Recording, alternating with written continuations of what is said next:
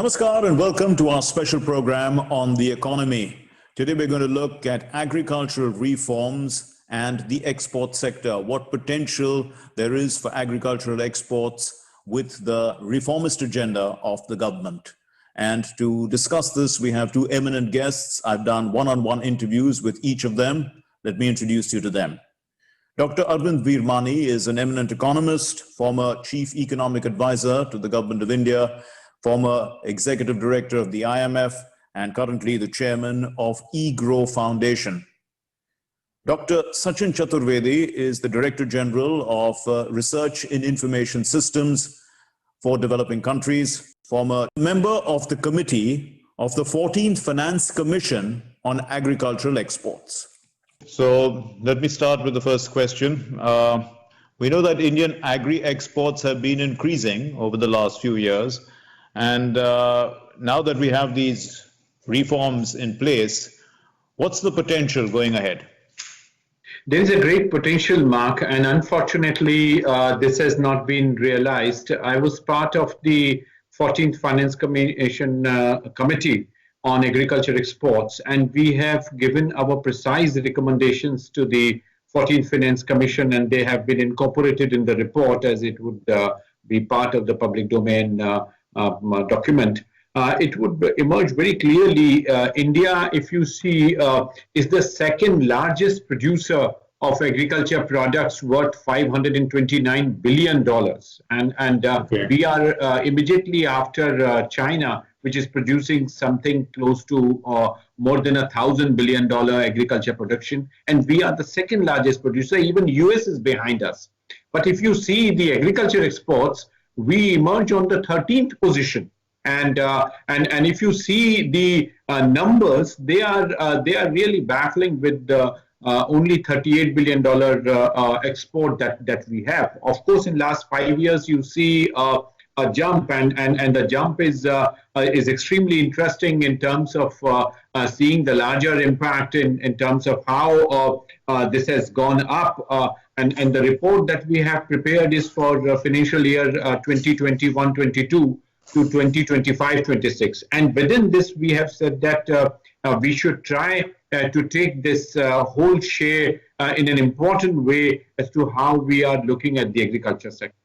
And the reforms that have been proposed now with this bill, they are basically going to create a direct market connect for farmers. And farmers would get advantage in terms of how the branding of the products is to be done, how the traceability is to be established. Because, Mark, it is important that agriculture produce that is going out for exports, or even now increasingly for urban domestic consumption as well, people want to know what they are eating. They are interested in knowing the chemical content, whether it is organic or what kind of differentiation. So that premium value farmers would get easily. So what is happening is that for last 6 years, there is a huge emphasis in terms of creating the farmer producer organizations, FPOs.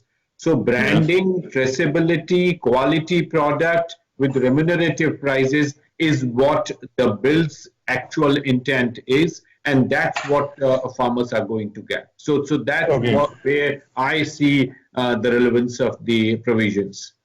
So in the last 5-6 years, the average rate of growth of agriculture and allied products has been about 12% or little over 12% per year. Now, with these new laws, I would expect that the rate of growth of agricultural exports can be stepped up significantly. And there is some indication of this already in the first half data for the current, not fiscal, but the calendar year, which is showing an uptick. So, and that's despite the lockdown, etc. So I think, over time, there would definitely be not just a pickup in exports, but a diversification. That's very important because, there are a lot of uncertainties in weather, climate change, etc. So the agricultural system has to become more flexible, and therefore to be able to shift production from products whose demand goes down to products which go up. So that's the key role that this reform will play by making the agricultural system of the country as a whole more flexible in responding to demand supply conditions in the global market. Right. So you did talk about diversification, but what do the reforms do also to expand markets and to help in branding of Indian products? So these are kind of linked in a way, and the idea is this. See, whenever one has to develop a new market, you have to have a short source of supply, because unlike what we think, it's not easy to sell. You know, the people in India have the impression that production is difficult, but selling is easy. You know, we have this negative attitude towards traders or buyers of commodities, but that's just not true. So you have to develop new markets for new products. For example, I recently heard of a farmer in Punjab who is producing 4 intercrops of organically growing things. So a person like that has to develop a market. It's not just that there's, you know, you can find a market by itself. You have to develop the market, because the demand in export markets, and perhaps even in India, we can discuss that, but it's for large amounts, you know, because you need to set up a big processing plant. So you have to have economies of scale. So you have a short supply to make sure that the full plant is working, unless otherwise it's not competitive. So it's a whole chain. So once you have that capacity and you have a short supply of the processed item, then only can you brand a thing. Because if you have a brand and suddenly you can't supply anything, the brand is gone. So let me just quickly take the basmati rice case. The problem there was somebody in America developed a Texmati rice, which was competing with the basmati. So our monopoly was undone. So then you need to think innovatively. How will I compete with these new sources of things? You know, if you just think I'll keep on exporting the same way, the same item without any change, then you'll get competed out eventually. How will the reforms expand the markets and help in branding? That's absolutely precisely the idea, Mark, because they are really interlinked with each other. Because on one hand, when you are encouraging the farmer producer organizations and them to come forward with their produce, they should come with the maximum return that they can enjoy. And so far, others have been enjoying on the cost of what farmers are putting in. And for the first time, government has tried to create that value addition part to the farmers. If I give you an example, India's raw exports of vegetables is almost 3.69% of total exports, while the value-added component is only 0.8. Similarly, if you look at fruits and vegetables, the unprocessed is 4.58 and processed is 0.87%. So what is being proposed is that the farmers not only get returns in terms of what they are producing, and if a value addition can be ensured, so rural industrialization can be ensured. So for the first time, the distinction between manufacturing and agriculture is proposed to be blurred away with intensive rural industrialization and more returns on brands to the farmers. Okay, how much does India lose because of inadequate storage and poor food processing? One estimate says that we only process about 10% of our production, and we lose up to $12 billion due to wastage. So this looks like, if we can get this all properly worked out, there's a huge potential here to boost exports. So from my memory, I recall many World Bank studies which have also shown how much wastage there is in India and other developing countries. But certainly we at this stage must, so the difficulty has been that conventionally, there have been many reports on this, but including the famous Swaminathan committee. But I think we thought too mechanically that, okay, we just government can somehow do everything.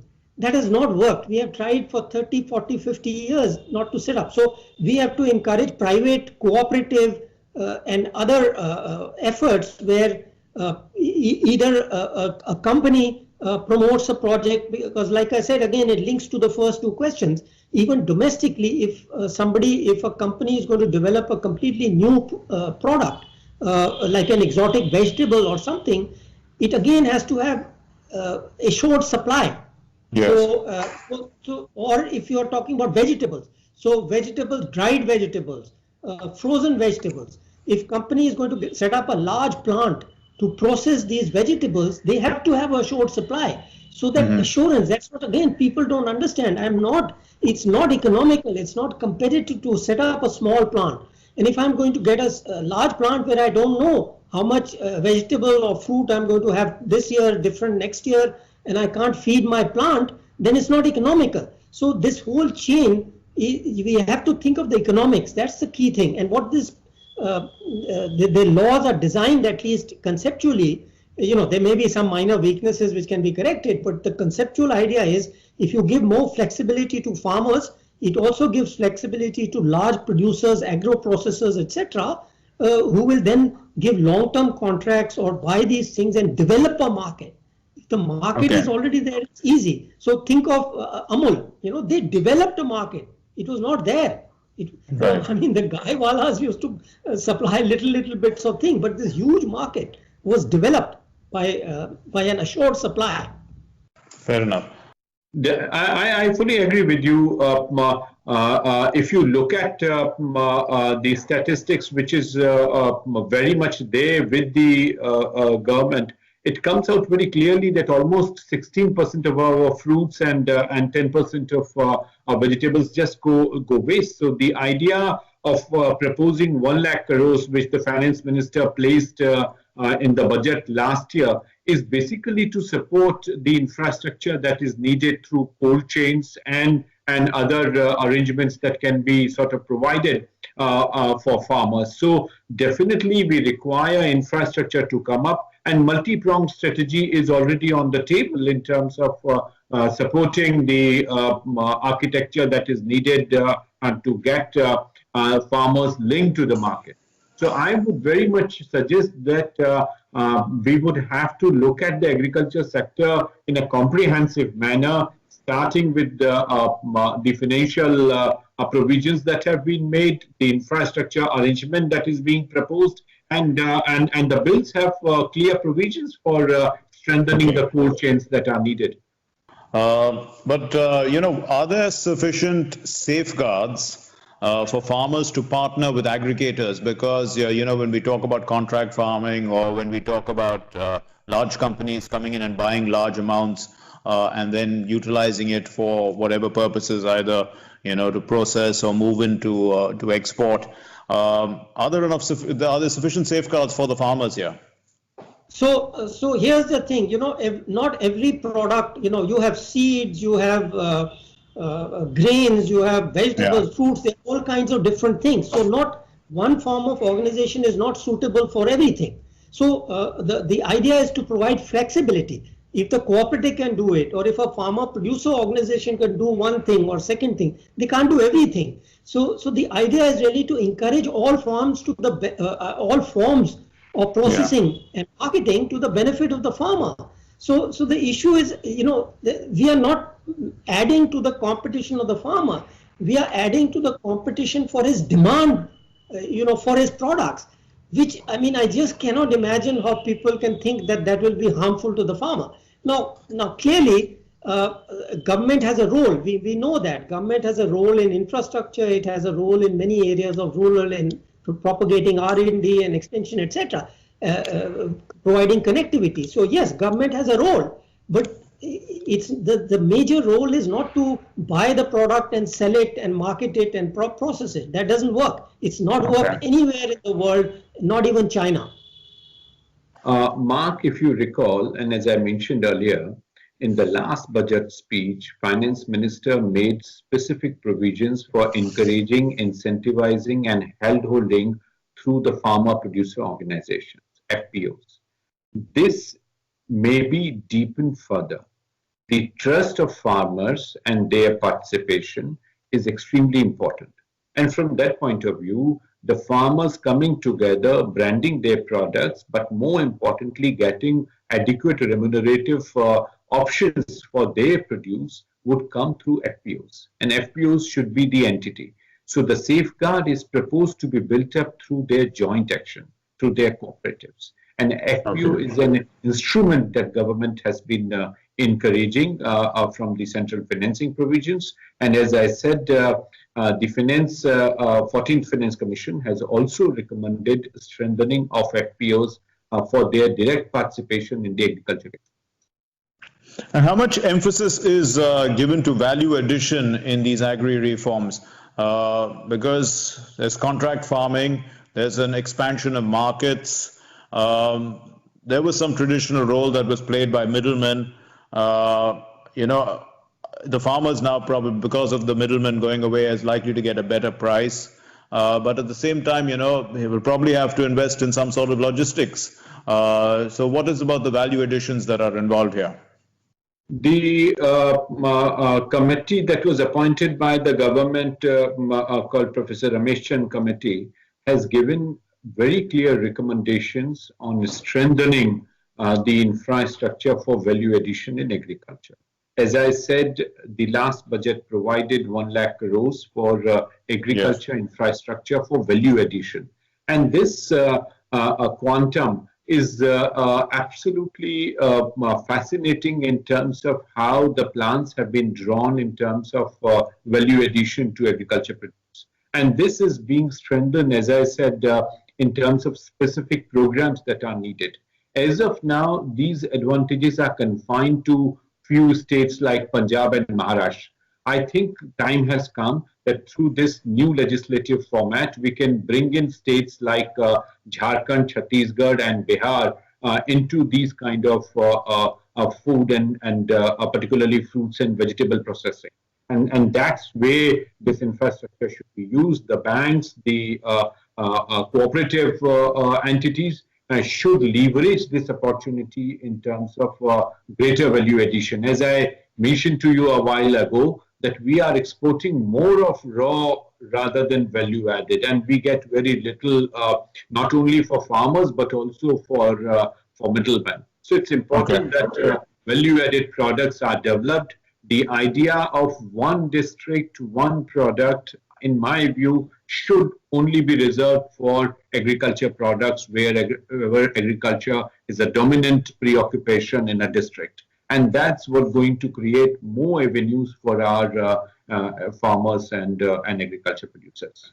We've opened up the sector in a way for investments to come in, and people will invest. The contract farming system will invest. And this creates, does it do away with the middleman?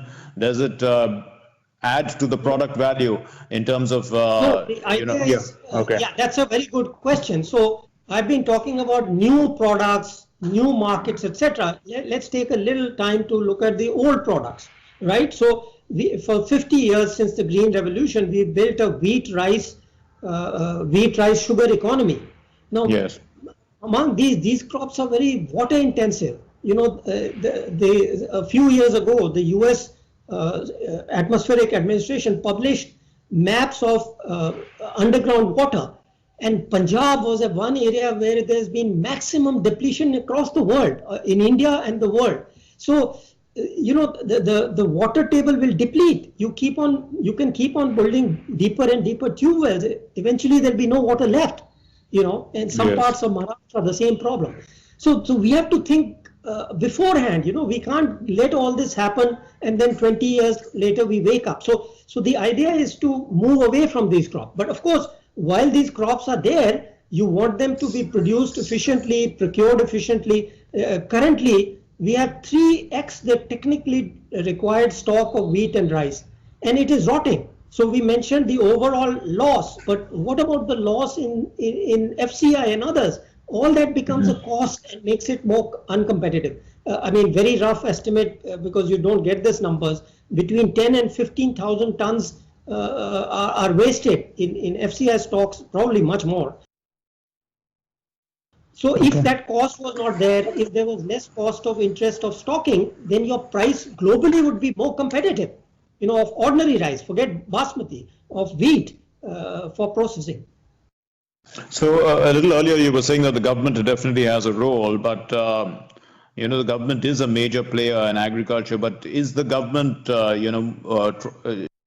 so as a facilitator in a sense? So, what is the government's role now? I mean, after these reforms, what do you see the government doing? Because the farmer has faith in the government, it appears.